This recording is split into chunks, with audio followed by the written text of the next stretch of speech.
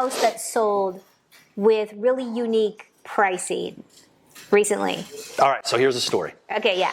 I wanted to hear about this because it's Yeah. a different approach. Recently listed a home over $250,000 more than what it was paid for just a few years ago. When I said to them, hey, I think we can list this house for $660,000. I mean, they agreed, of course. Cha-ching, cha-ching, cha-ching. But I do think that the price point was higher than what they were probably expecting to hear me say. But here's why.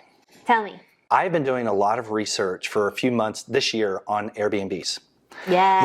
Like it's so easy. You buy a house, you paint it pretty, people rent it, make money. Yeah. But that's for your $80, $90, $150 Airbnb, depending on where you're going. Mm-hmm. What I've been researching is how do you enter the market as an Airbnb twice as high as everybody else?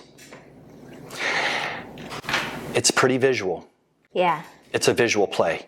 Okay. And while they may have paid fair market value for that home when they bought it a few years ago, if I had listed that house a few years ago when they bought it, they would be paying that $250 extra right now. Because this property is so special and so unique and has such a perfect location and has just the right amenities. Even against some of my own thoughts, I'm like, yeah, I'm going to sell this for this amount of money, and it's going to happen. That's where And experience and expertise comes into play.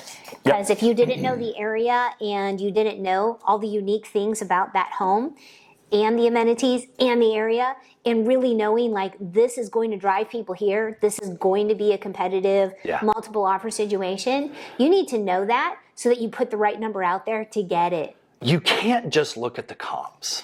Mm-hmm. You have to know who the buyer is. Yes. Get in their head. And I hate to sound like a real estate agent, but that's what I'm hired to do. Yeah. You have to understand how much that buyer will pay. Know your target market.